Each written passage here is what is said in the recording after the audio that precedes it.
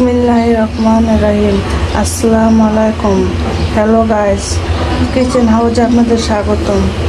আজকে আমি আপনাদের দেখাবো দুন্দুল দিয়ে চিংড়ি মাছের রেসিপি। প্রথম আমি এখানে একটু তেল দিয়ে দেব।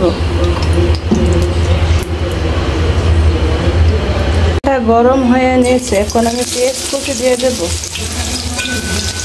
একটু হালকা ভেজে নেব।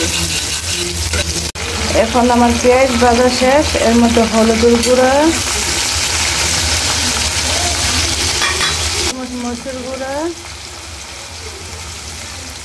হাফ চা চামচ জিরার গুঁড়া, চামচ রসুন বাটা দিয়ে দিলাম।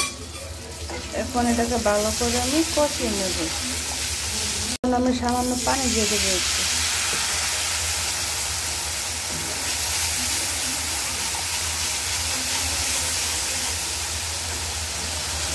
এর মধ্যে আমি চিংড়ি মাছগুলো দিয়ে দেব।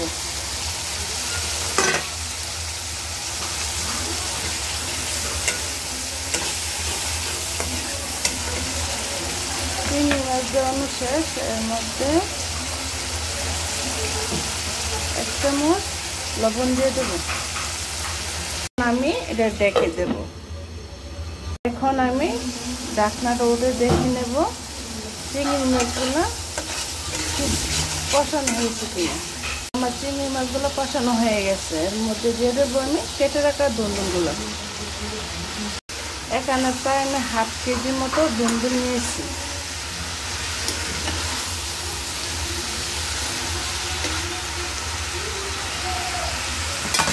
এখন আমি ঢাকনাটা উঠিয়ে দেখে নেব দুন্দুলগুলো শুদ্ধ হয়েছে কিনা। দুন্দুলে কিন্তু পানি দিতে হয় না, দুন্দুলে এমনি পানি ওঠে। দিয়ে দেবো 4-5টা কাঁচামরিচ।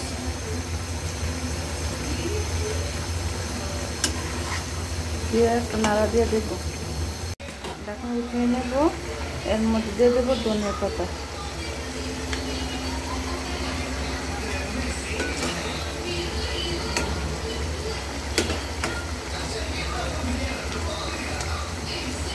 আমার দুন্দুল রান্না শেষ। যদি আপনাদের কাছে ভালো লেগে থাকে একটা লাইক, একটা শেয়ার দিতে ভুলবেন না। আল্লাহ হাফেজ।